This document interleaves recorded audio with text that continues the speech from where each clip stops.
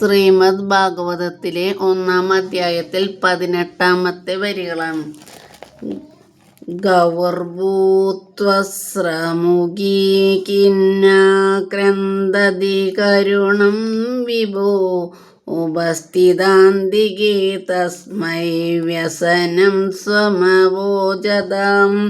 കാമധേനുവിൻ്റെ സ്വരൂപത്തെ എടുത്ത് കണ്ണിൽ വെള്ളം ഒലിപ്പിച്ചുകൊണ്ട് ഉറക്കെ കരഞ്ഞുകൊണ്ട് ഉള്ളിലുള്ള സത്യമായ വ്യസനത്തെ അറിയാൻ ശക്തനായിരിക്കുന്ന ബ്രഹ്മാവിൻ്റെ അടുക്കലേക്ക് ചെന്നു നിന്ന ഭൂമി തൻ്റെ സങ്കടാവസ്ഥ പറഞ്ഞു.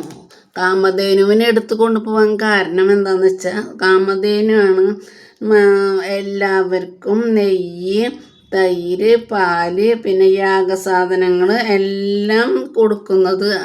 കാമധേനു ഉണ്ടായാലാണ് നമ്മുടെ ഭൂമിയിലെ എല്ലാവർക്കും എല്ലാ കാര്യങ്ങളും നടക്കുകയുള്ളൂ. അപ്പം അതിനെയും കൊണ്ട് പിന്നെ കാമധേനുവിൻ്റെ ഒരു കാര്യമുണ്ട്, മുഖം കണ്ടാൽ എല്ലാവർക്കും ഭയങ്കര ഇഷ്ടമാണ്.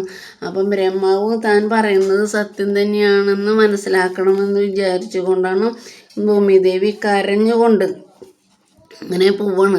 ചെന്നിട്ട് പറയണം, ഞാൻ ഇതാ ചുവട്ടിലേക്ക് പാതാളത്തിലേക്ക് പോവാണ്.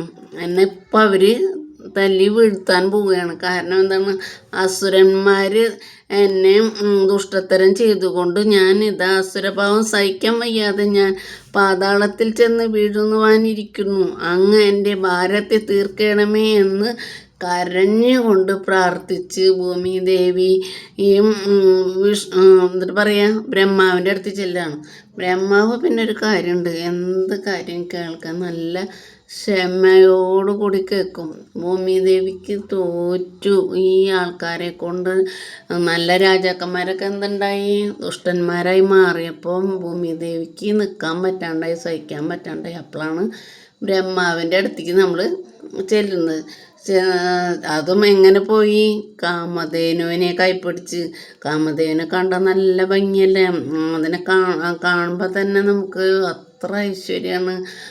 അതുപോലെ എല്ലാതും തരുന്ന ഭഗവാന്റെ പോലെ തന്നെയുള്ള ആളാണ് കാമധേനു.